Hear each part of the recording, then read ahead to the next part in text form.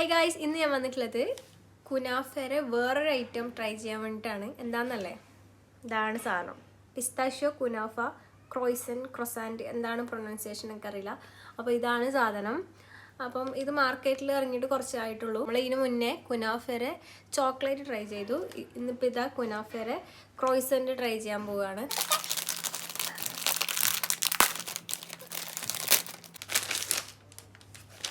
ഇതാണ്